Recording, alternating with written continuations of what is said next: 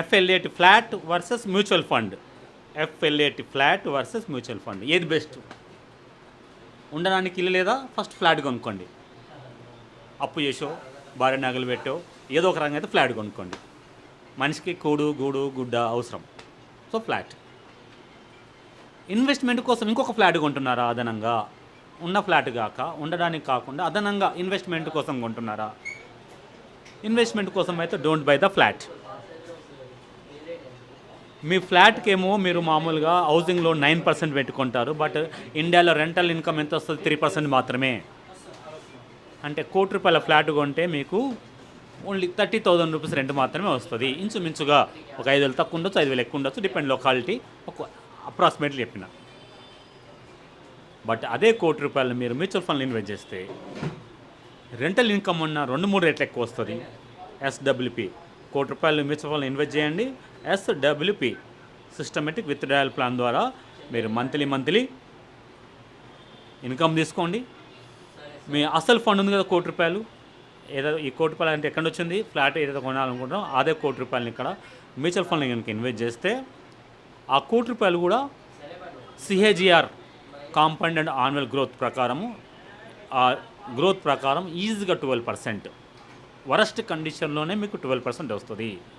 అంటే కోటి అనేది ఒక 2-3 ఇయర్స్లో 2-3 కోట్లు అవుతుంది. 15-20 ఇయర్స్లో మీరు పెట్టిన కోటి 15-20 ఇయర్స్లో 2-3 కోట్లు అవుతుంది. సో పిఎల్ఓటి ప్లాట్ లాగా డెవలప్ అవుతుంది. పిఎల్ఓటి ప్లాట్ లాగానేమో అప్రిషియేషన్ డబ్బులు వస్తాయి. పిఎల్ఓటి ప్లాట్ లాగా మనకు డబ్బులు వస్తుంది, పెరుగుతుంది. ఎఫ్ఎల్ఏటి ఫ్లాట్ లాగా ఇన్కమ్ వస్తుంది, మంత్లీ ఇన్కమ్ వస్తుంది. ఈ మ్యూచువల్ ఫండ్ ఎవరు కంట్రోల్ చేస్తారు? ఇండియా యొక్క ఫైనాన్స్ మినిస్ట్రీ. మీరు బ్యాంకులో ఫిక్స్డ్ డిపాజిట్ ఇస్తే బ్యాంకుకి ఎవరు ఉంటారు? బ్యాంకుని క్వశ్చన్ చేసే వాళ్ళు ఎవరు? ఆర్బీఐ. సో ఆర్బీఐ అలాగానే మ్యూచువల్ ఫండ్ ఏమైనా మిస్టేక్ చేస్తే మ్యూచువల్ ఫండ్ కంట్రోల్ చేసేవారు సెబీ ఉంటారు. So mutual fund and bank యొక్క ఫిక్స్డ్ బోత్ ఆర్ ద ఒకే తల్లి అన్నదమ్ములు, ఒకే తల్లికి పుట్టిన అన్నదమ్ములు. So mutual funds fixed deposit both are the same. Fixed deposit మీకు తక్కువ ఇంట్రెస్ట్ ఇస్తుంది కాబట్టి గ్యారంటీ ఇస్తాడు. ఇక్కడ ఎక్కువ స్కోప్ వచ్చేది కాబట్టి subject to market risk. So flat కొంటారా అనేది మీ ఇష్టం మిత్రులారా. Mutual fund is subject to market risk. మీ నియరెస్ట్ డిస్ట్రిబ్యూటర్ని కలవండి. I'm also certified mutual fund distributor. Call me, approach me. Thank you. ఇప్పుడు మన ప్రస్తుత సమాజం ఎట్లయిపోతుందంటే పర్యావరణం అనేది మనకు అసలు సంబంధం లేని విషయం అనుకొని ఇష్టం వచ్చినట్టు కాలుష్యం చేయడం వల్ల మన ఆరోగ్యాలు ఎట్లా దెబ్బతింటున్నాయో ఎవరికి అర్థం కాదు. నేను ఒక ఎగ్జాంపుల్ చెప్తే ఇప్పుడు ఏమవుతుందంటే మన ఇంట్లో ఒక తడి చెత్త పొడి చెత్త అని గవర్నమెంట్ పెట్టింది. మనం అందులో పడేయకుండా మొత్తం ఒక దాంట్లోనే వేసి ఏదో ఒక డ్రైనేజ్లో పడేయడం వల్ల ఏమవుతుందంటే ఇప్పుడు డ్రైనేజ్లకి మొత్తం ప్లాస్టిక్ సామాన్లు, మొత్తం స్టీలు, మొత్తం ఏమేమి వేస్తావో కవర్లు, బ్యాగేజ్ అంతా వెళ్ళిపోయి ఏమవుతుందంటే ఇప్పుడు మనకు ఒక ఎంజీబీఎస్ దగ్గరికి వెళ్ళి చూస్తే ఆ డ్రైనేజ్ సిస్టంలో మనకి యూరిన్ లేకపోతే వాష్రూమ్కి ఏదైతే వెళ్తామో అది డ్రైనేజ్ అవ్వాలి, ఫ్లో అవ్వాలి. కానీ అది తప్ప మిగిలిన మనం ఇప్పుడు ఒక ఐకియాకి వెళ్ళి ఏదైతే సామాన్లు కొనుక్కోవాలనుకుంటున్నామో అవి మొత్తం అందులోనే దొరుకుతున్నాయి. మొత్తం ఇష్టం వచ్చినట్టు పడేయడం వల్ల ఏమవుతుందంటే ఇప్పుడు ఆ వాటరు సాయిల్ పొల్యూట్ అయిపోతుంది. ఇప్పుడు అదేదో ఎంజీబీఎస్ దగ్గర వాటర్ సాయిల్ పొల్యూట్ అయిపోతే నీకేం ప్రాబ్లం అని నువ్వు అనుకుంటావు. యాక్చువల్గా అది ఎక్కడ దెబ్బతీస్తుంది అంటే అదే వాటరు అదే మొత్తం భూమిలోకి ఇంకి ఆ సాయిల్ అనేది కలిసిపోయి దాని నుండి బయటకు వచ్చిన విత్తనాల వల్ల మనం ఏదైతే ఫ్రూట్స్ అయితే తింటున్నామో, వెజిటేబుల్స్ అయితే తింటున్నామో, రైస్ అయితే తింటున్నామో, ఏడనో ఒక్కడ సైకిల్ నీకు దెబ్బ కొడుతుంది పక్క. దానివల్ల నీ హెల్త్ ఖరాబ్ అవుతుంది. సో మనం ఏం చేయాలంటే తడి చెత్త పొడి చెత్తను వేరు చేసేసి కాలుష్యాన్ని ఎంత తక్కువ చేయగలిగితే అంత తక్కువ చేయాలి. ఇప్పుడు మనం ఉన్నాం సిగ్నల్స్ దగ్గర బండి ఇంజన్ ఆపనీకి మనకు అంత ఇబ్బంది అయిపోతుంది. ఒక 60 సెకండ్స్ సిగ్నల్ పడ్డ బైక్లో ఆపుకున్నా లేకపోతే ఏం చేసినా మనం కొంచెం కాలుష్యాన్ని తగ్గిస్తాం. ఫస్ట్ ఆఫ్ ఆల్ నువ్వు మారాలి. నువ్వు మారితేనే కాలుష్యం మారుతుంది. గవర్నమెంట్ ఏదో వచ్చి ఓజోన్ లేయర్కి పొక్క పడ్డది దానిపై కుట్లేయాలంటే వేయదు. నువ్వు చేయాలి. ఫస్ట్ ఆఫ్ ఆల్ నువ్వు ఇంట్లో ఎలక్ట్రానిక్ గ్యాడ్జెట్స్ ఎంత తక్కువ యూజ్ చేస్తే అంత మంచిది. ఏసీలు, ఫ్రిడ్జ్లు, ఇప్పుడు అవసరం ఉన్నంత ఏదైనా వస్తువు అత్యవసరం అయితే తప్పితే నువ్వు అస్సలు వాడకు.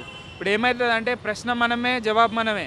ఇప్పుడు మనల్ని మనం ఇంకొకరిని ప్రశ్నించి గవర్నమెంట్ని ప్రశ్నించే వాళ్ళు అసలు నీ వంతుగా నువ్వేం చేస్తున్నావు పర్యావరణానికి అనేది ఆలోచించి మనం ముందుకు వెళ్తే ముందు తరాలకి మంచి పర్యావరణాన్ని, వాతావరణాన్ని అందించడం వల్ల అవుతుంది. పాల packet plastic, toothpaste plastic, office నుండి ఇంటికి వెళ్తే షాపింగ్ ప్లాస్టిక్. వైన్ షాప్ ఇంటికి వెళ్తే క్యారీ బ్యాగ్ ప్లాస్టిక్, అంతా ప్లాస్టిక్ ప్లాస్టిక్. ఇలా ప్లాస్టిక్ విచ్చలవిడిగా వాడుకుంటూ పోతే భావితరాలు ఇబ్బంది పడతారు. యాజ్ ఎ సిటిజన్గా మనం దేశానికి ఏం చేయకపోయినా అట్లీస్ట్ సహజ వనరులను కాపాడుకొని ట్రై చేద్దాం. మనం వాడుతున్న ప్లాస్టిక్ భూమిలో కరిగిపోవడానికి 1000 సంవత్సరాలు పడుతుంది మిత్రులారా. కాబట్టి మనం ఆస్తిపాస్తి సంపాదించిన అవసరం భావితరాలకు. ఇప్పుడు దేవుడిచ్చిన సహజ వనరులను వాటరు, నీరు, గాలి పొల్యూట్ కాకుండా కాపాడితే అదే మహాభాగ్యము. మన తాతలు ఎంత హెల్తీగా ఉన్నారో చూడండి. మన తాత చేసిన పని మనం చేయలేము. విలేజ్లో ఉన్న వాళ్ళు చేసిన మనం చేయలేము. అంటే వాళ్ళు తాగే గాలి, నీరు మనకంటే శుద్ధమైనది. మనం అందరిలాగా విరాట్ కోహ్లీలాగా, మహేష్ బాబులాగా వాటర్ బాటిల్ 200 పెట్టుకోలేం కదా. హిమాలయన్ వాటర్ మనం కొనలేం కదా. కాబట్టి మనమే భావితరాలకు మంచి సహజ వనరులు ఇవ్వడానికి ట్రై చేయండి. పెట్రోల్ సాధ్యమే తక్కువ వాడండి. రిఫ్రిజిరేటర్ తక్కువ వాడని ట్రై చేయండి. ఓజోన్ పొర బొక్క పడుతుంది. ఓకే, సాధ్యమైనంత వరకు కంట్రోల్ కానీ మనం ఏం చేయలేము. సాధ్యమైనంత వరకు కంట్రోల్ చేయండి.